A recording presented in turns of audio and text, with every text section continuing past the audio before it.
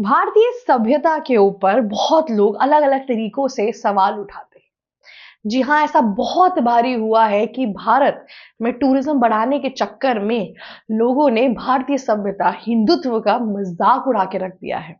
जी हाँ, और उन सब में से एक जगह है जो कंप्लीट एक्सप्लॉइटेशन की तरफ जा रही है।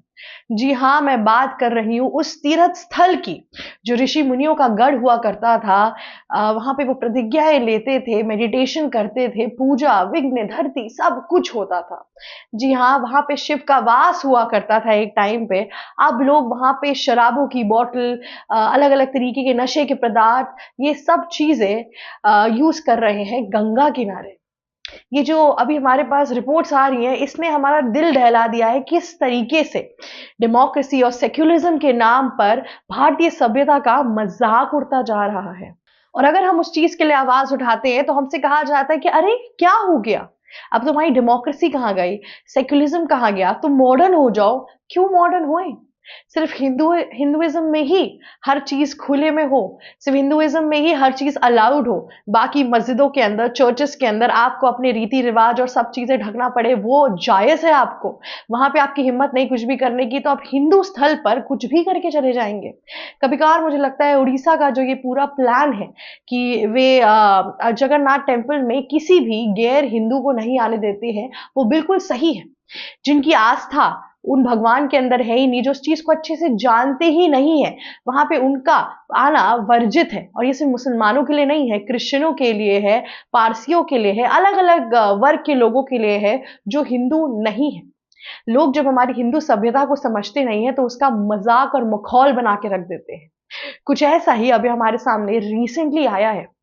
ऋषिकेश एक टूरिस्ट स्पॉट बन चुकी है।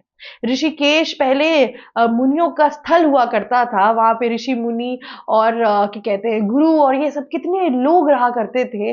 वो जगह पावन मानी जाती थी, पर इस टाइम पे टूरिज्म के चक्कर में इतना टूरिज्म बढ़ा दिया गया है कि लोग वहां की जो आस्था है और जो चीजें हैं उनके साथ खिलवाड़ कर रहे हैं। स्पेसिफिकली अगर मैं बात करूं गंगा नदी की, जी हाँ, लोग दारू की बॉटल फेंक देते हैं, प्लास्टिक और ये सब पता नहीं क्या-क्या चीज़ें आपको उस गंगा के किनारे मिल जाएगी। और फिर कहते हैं कि अरे! भारत में तो नदियाँ साफ़ ही नहीं है। कैसे साफ होंगी? आप टूरिस्ट हैं तो आपके पास इतनी समझ नहीं है कि पानियों के अंदर चीजें नहीं फेंकी जाती है। यही फॉरेनर जब अपने देश में जाते हैं तब हर चीज साफ सुथरी करते हैं। अगर आप यूके, रशिया, यूएस इन सबको देख लीजिए, आपको पानी, इनकी नदियों का पानी ऐसा लगेगा जैसे आसमानी कलर से आ रहा है। और जब इंडिया में आते हैं तो सब कुछ भूल जाते हैं। इसमें गलती सिर्फ फॉरेनर्स की नहीं है, इसमें गलती इंडियन टूरिस्ट की भी है कि लोग कहीं पे कुछ भी फेंक देते हैं। अभी हमारे सामने एक खबर आई है जिसमें हमने देखा कि कैसे एक फॉरेनर लड़की ने बिकिनी पहनी थी और साथ में 2-3 तरीके की माला अपने गले में डाला था और उसके बाद से ओम नमः शिवाय का जाप करके गंगा नदी में डुबकी लगा रही थी। अब इसकी वजह से अलग-अलग कंट्रोवर्सी सोशल मीडिया पर हो रही थी। पहले मैं आपको बताती हूँ कि हमारे दर्शकों की जो इस चीज़ को लेके आलोचना थी वो क्या थी? वो ये थी कि कैसे हमारी भारतीय सभ्यता में कपड़ों का उल्लंघन किया जा रहा है। गंगा के अंदर लोग कुछ भी पहन के जा रहे हैं। तो इसमें लोग ये बोलते हैं कि क्या हुआ, पुरुष भी तो कितने टाइम से अपने अंडरगारमेंट में ही जाते हैं, तो फिर महिलाएं क्यों नहीं जाती हैं? मैं आपको एक काउंटर देना चाहूंगी इस चीज के लिए। जब फॉरेन कंट्रीज के अंदर लोग बैप्टिज्म में कन्वर्ट होते हैं, उस टाइम पे उनके पास एक होली वाटर होता है जिसके अंदर वहाँ का जो वहाँ के जो प्रीस्ट होते हैं वो आते हैं, पुजारी कह लीजिए एक तरीके से, सबसे बड़े महान पुजारी होते हैं क्रिश्चियनों के, उस चर्च के, वो आते हैं, उनकी उस होली वाटर के अंदर डुबकी लगवाते हैं। क्या उसमें वो बिकनी पहन के खड़ी होती हैं? क्या अपने चर्च में उनकी इतनी हिम्मत है कि वो बिकनी या कुछ भी अनबिड़ंगे कपड़े पहन के खड़ी हो पाए? वहां पे तो वो अपनी कपड़े और चीजों का बहुत ख्याल रखती हैं। जैसे उनके लिए वो होली वाटर है, वैसे हमारे लिए भी तो गंगा एक होली वाटर है, एक पवित्र तीर्थ स्थल है। उस चीज में आप कुछ भी पहन के चले जा रहे हैं और फिर बोल रहे हैं कि अरे ये तो सेक्युलर नहीं है, चीजें नहीं है। अरे कैसे सेक्युलर होगा? ये अपमान है हिंदुत्व का। इतने फॉरेनर्स वृंदावन आते हैं, बनारस जाते हैं, हर जगहों पे जाते हैं, तो घाट पे लोग क्या बिकनी में नहाने लगते हैं? नहीं ना नहाते। एक पोशाक होती है, एक कपड़े होते हैं जिसका पालन सबको ही करता है और फॉरेनर्स को भी करना चाहिए। साउथ के मंदिरों में आप जाके देख लीजिए, वहां पे आप कुछ भी अड़ंग बिड़ंगा तो पहन के भी नहीं जा सकते हैं, आपको मना कर दिया जाएगा, आपका एक ड्रेस कोड वहां पे रखा जाता है। हिंदू मंदिरों में तो ऐसा कुछ भी नहीं है, लोगों का कोई ड्रेस कोड नहीं है, चीजें नहीं है, क्योंकि एंड में हिंदुइज्म कहता है कि आस्था मैटर करती है। लेकिन आप उस आस्था का दिन प्रतिदिन फायदा उठाते जा रहे हैं, ये तो कोई मतलब सवाल नहीं उठता। ये किस तरीके की बातें हैं? ये एक तरीके का उल्लंघन है हिंदू समाज का और हिंदुत्व का। सिर्फ उनका ही नहीं, जो लोग की सेंटिमेंट्स गंगा नदी से जुड़ी हुई है, उनका भी एक तरीके से ये अपमान है। लक्ष्मण झूला के सामने ये वीडियो आई और इसने सबके मन में एक एक सवाल खड़ा कर दिया कि क्या हिंदुइज्म इतना इजी है कि कोई भी कुछ भी करके यहाँ पे चला जा रहा है, कोई भी किसी भी तरीके से इन जगहों को गंदा कर दे रहा है, इन जगहों पे अपने तरीकों के कपड़े पहन रहे हैं या कुछ भी करके जा रहे हैं। ये जो पूरा थॉट प्रोसेस है, ये गलत है।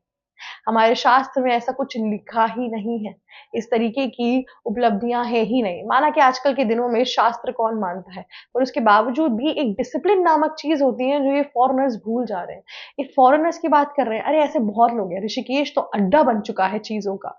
गोवा के बाद से अगर कोई जगह पे आपको बिकनी पहनते हुए बहुत ज्यादा लोग दिख रहे हैं तो वो ऋषिकेश है।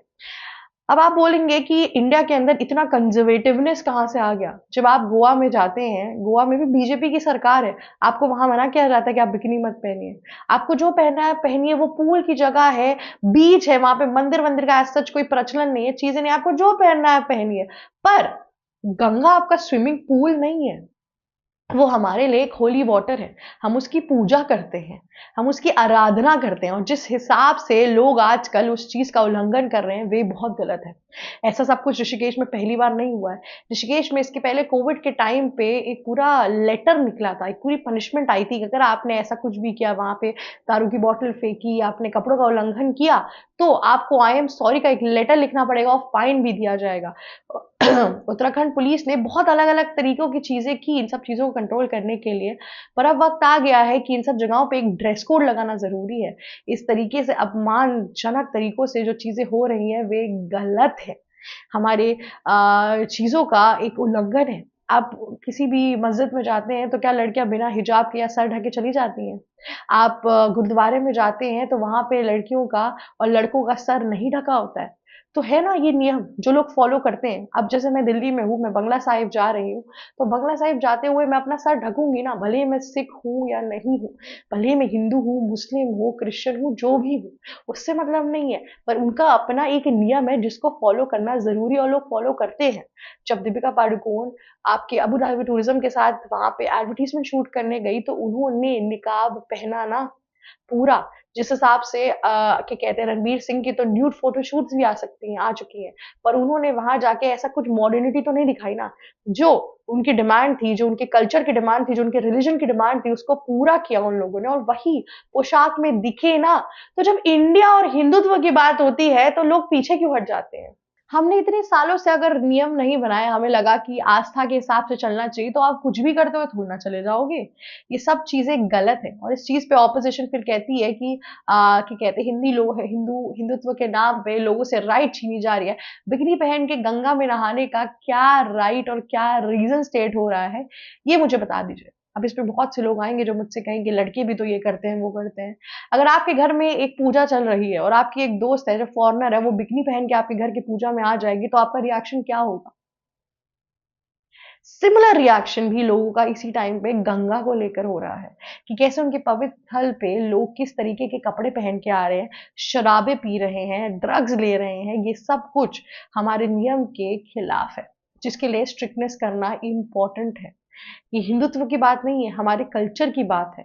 आप क्या कहते हैं, कैथलिक कल्चर के अंदर भी कितनी चेंजेस नहीं ला सकते हैं, जो हिसाब से वो चीजें कहते हैं वो करना पड़ता है। आप साउथ में केरला में चर्च में चले जाएंगे, बिना सर ढके वहां पे कोई नहीं जाता, चप्पल उतार के लोग जाते हैं, तो उनके नियम है ना जो लोग फॉलो करते हैं। तो जब हम गंगा में भी ऐसे नियम बनाएंगे तो लोगों को फॉलो करना चाहिए। जैसे हम हिंदू होके सारे कल्चर के नियमों को फॉलो करते हैं, वैसे ही हमारे कल्चर को भी फॉलो करना इम्पोर्टेंट है। ये बात सिर्फ हिंदुत्व की नहीं है, ये बात हमारे कल्चर की है, हमारी चीज़ों की है, जिसके एक तरीके से एक जिसका उल्लंघन नहीं होना चाहिए। एक लोगों को एक स्टैंड लेना चाहिए, जो स्टैंड आजकल पूरी तरीके से मिसिंग है। ये आउटरीच के बाद से अलग-अलग फेमिनिस्ट ग्रुप, अलग-अलग तरीके के लोग आके हमसे बहुत सवाल पूछ रहे हैं कि अरे ये बायस, ये जेंडर बायसनेस है, ये सब कुछ है। इसमें जेंडर वेंडर की कोई बात ही नहीं है। लड़का और लड़की दोनों के लिए ये नियम बनाना चाहिए कि आपको डिसेंट कपड़ों में या फिर ठीक-ठाक पोशाक में जो मान्य है, उन पोशाकों के अंदर किसी भी होली वाटर में स्नान करना चाहिए या फिर वहाँ पे जाके डुबकी लगानी चाहिए। दोनों को पर ही ये सब चीज़ें लागू होनी चाहिए। मैं सिर्फ फीमेल्स की बात नहीं कर रही हूँ, पर मेल्स की भी बात कर रही हूँ। और फॉरेनर्स को के ऊपर ये जो रूल्स और रेगुलेशन है, उन पे लगाना बहुत इंपॉर्टेंट है, क्योंकि वो तो बाहर से आए हैं, उन्हें तो नहीं पता, पर हमें पता है ना हमारी सभ्यता के बारे में। और उसके साथ खिलवाड़ अब नहीं करना चाहिए। ये चीज़ बहुत ज़्यादा इंपॉर्टेंट है। आज के लिए बस इतना ही। आपका इस बिगनी वीडियो पे क्या रिस्पॉन्स है और क्या कमेंट है, प्लीज़ हमें कमेंट सेक्शन में नीचे लिख कर बताएं। अगर आपको ये वीडियो अच्छी लगी तो लाइक, शेयर, सब्सक्राइब और कमेंट करना मत भूलिएगा। जाते जाते बेल आइकन भी हिट कर दीजिएगा। Thank you so much for watching us. मेरा नाम शिव चित्रांशी है। हमें चैनल पे फॉलो कर दीजिएगा। Thank you so much. ABC Hindi news आज ही जुड़िए हर खबर के साथ।